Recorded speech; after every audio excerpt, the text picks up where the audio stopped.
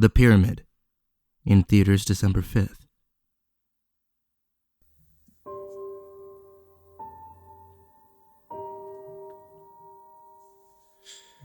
Bright lines of sunset shone through the closed blinds and across the hospital bed's clean sheets. A few rays passed through the saline bag in watery waves on the tile floor. Carl Duncan lost himself in the sight, and it evoked many fond memories. After all, it was the mystery of the ocean waves that brought him together with his closest friend, the man who now wasted away in that sterile room. In his last words of sound mind, he had asked Carl to hold his hand.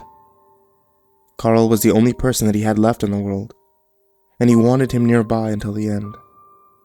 So he had spent every day for the past month at his friend's side, hand in hand, even as he lost the ability to speak.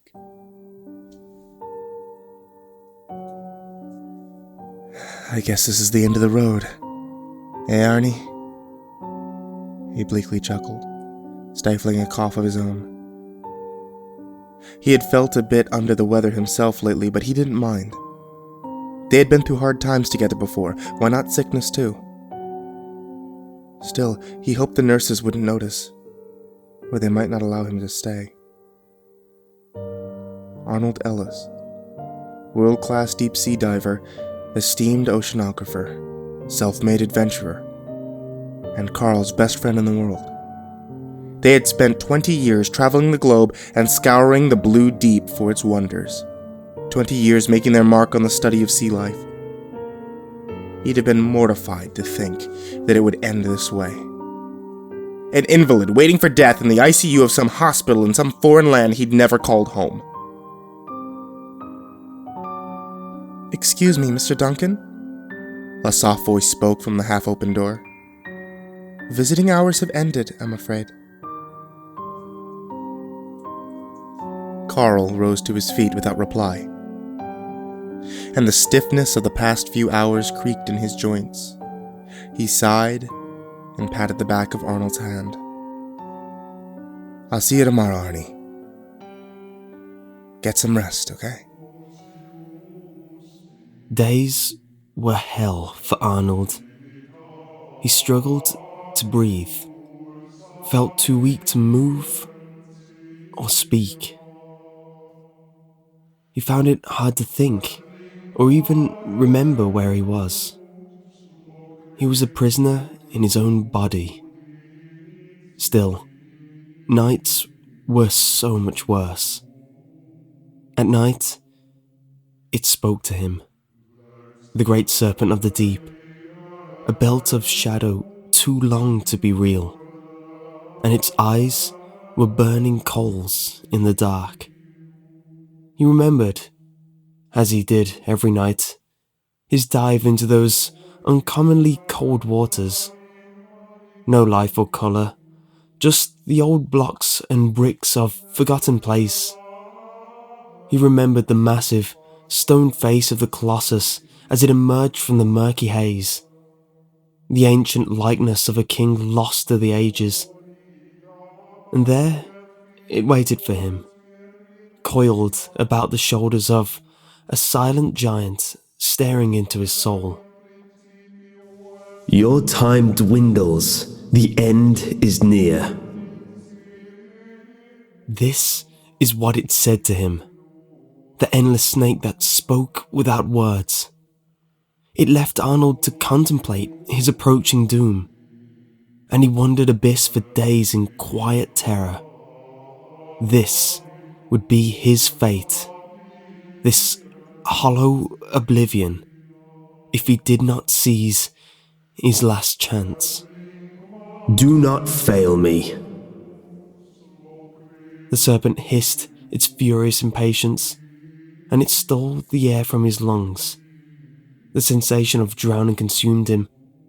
He nearly choked before he surfaced again in the unconsoling light of wakefulness, and his old friend greeted him there, hand in hand, for another day.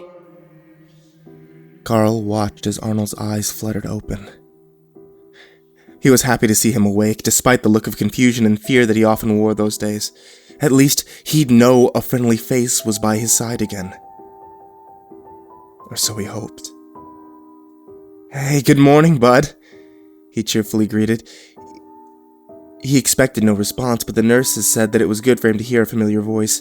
Carl spent most of his time talking, sometimes about nothing in particular, and Arnold would listen. "Sorry for the clammy hand," he laughed. "I think I caught some kind of bug, caught a cold in a hospital. Who would have think it, huh?" Arnold huffed in response. Maybe a weak attempt at laughter. Carl nodded with a smile. Little reaction like that gave him hope. "You remember when we first met? That rundown watering hole in El Arnel in 49? You got pissed drunk and tried to chat up the sailor girls, going on and on about Jacques Cousteau and that film he shot. Her date looked like he was ready to clean your clock." He laughed.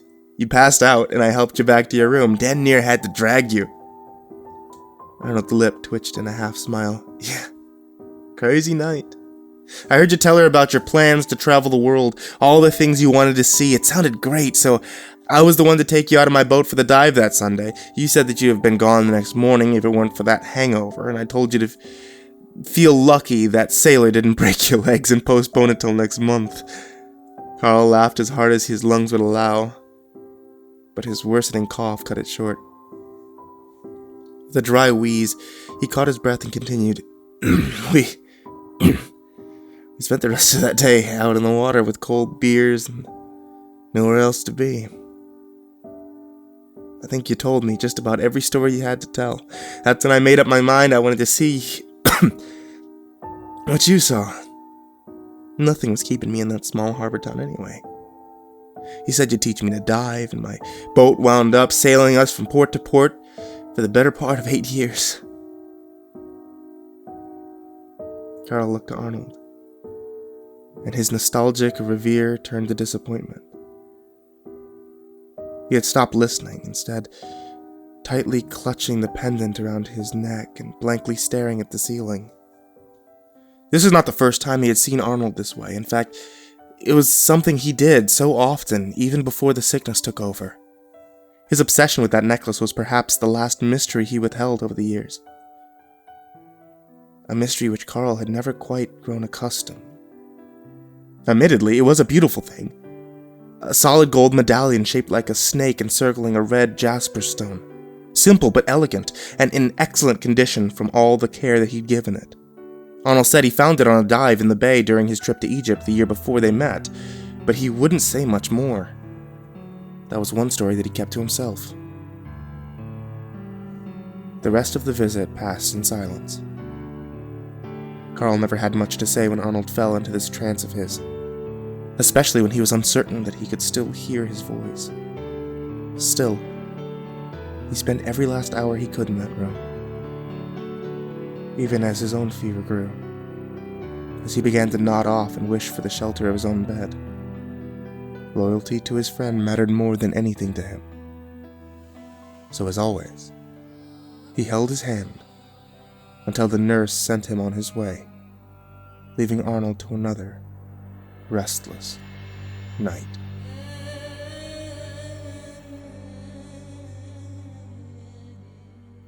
The serpent awaited Arnold in the deep, and he arrived once more to the stoic face of the Colossus. It slithered from boundless shadows into the ocean floor, circling a shallow grave at the giant's feet. That was where his nightmare began, so many years ago. Remember my gift. At the serpent's behest, a memory manifested before him. He watched from afar as his younger self, decades ago and clear as yesterday, moved aside the stone slab covering the grave.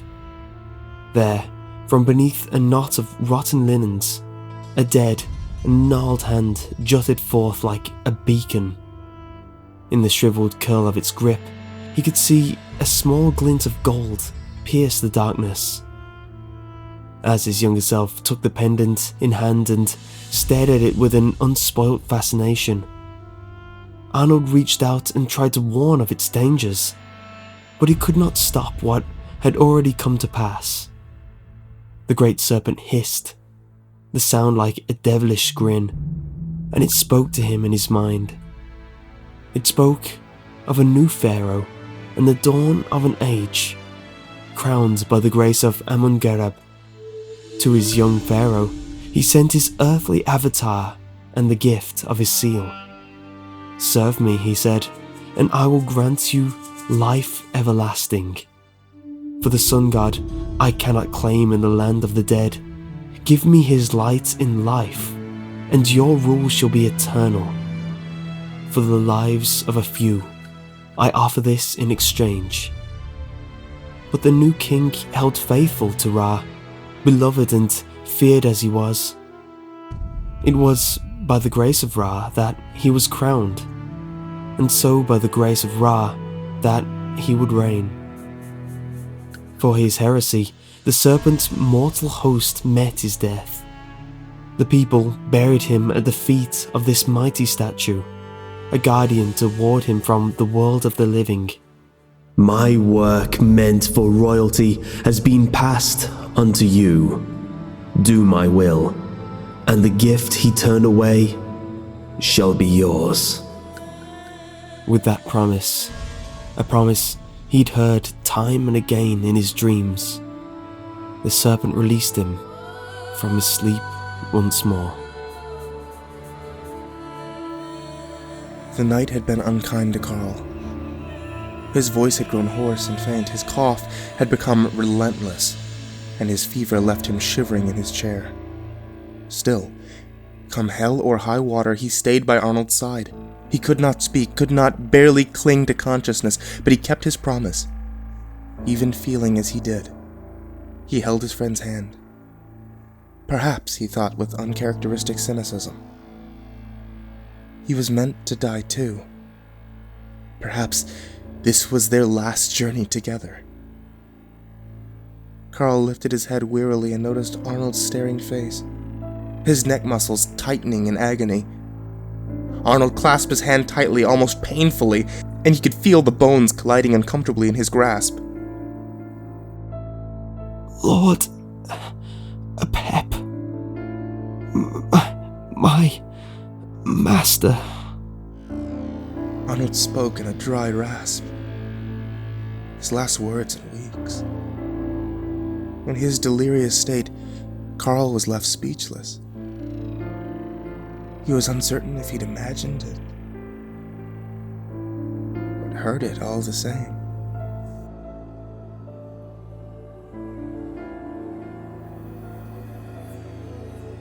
Yes, take his light, and I will share with you my gift. Do my will and live. Live forever. The great serpent, Apep, coiled tighter about the giant's neck, constricting and crushing it with unrestrained strength. With a muffled crunch, the stone face fell away into rubble, victim to Apep's elation and fury, and Arnold submitted at last. He turned his head on the pillow and opened his bloodshot eyes, spilling tears for what he had done, and for what he would now finish. He spoke in little above a whisper. I'm sorry, my friend, but I'm not ready to die. Not yet. Carl had no time or energy to react. He watched in terror as Arnold's eyes turned a deep shade of lime green over sickly yellow white, and his pupils formed the fine slits of a snake's gaze. He felt his hand go numb in Arnold's grip as the phantom serpent, for the last time, struck the vein with the venom of death. Within moments, it was over. For what felt like hours, Arnold stared from his pillow at the friend he betrayed. Carl's hair had turned white, his skin nearly translucent, and a trickle of the black venom coursing through him spilled over the corner of his mouth. Arnold sighed with remorse. He could never be forgiven. he could never forgive himself. But the deed was done. His own hands had lost their wrinkles, and his skin glistened again with the pink vibrance of his youth. Apep had kept his words. He was young again, and he would live. I'm sorry, Carl, and thank you for this. Thank you for everything. I promise I'll live for the both of us. At least, he thought, until his master demanded another.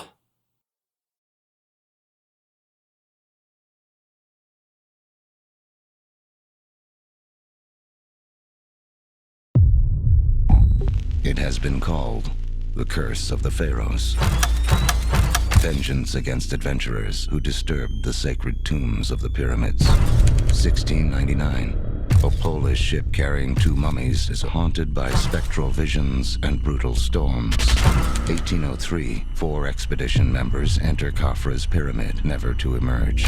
1922. Tutankhamun's tomb is opened, and a series of horrifying deaths befall the excavation team. For the next 91 years, no other tombs are disturbed. Tell them not to open it up yet. Tell them to hold off. Until now.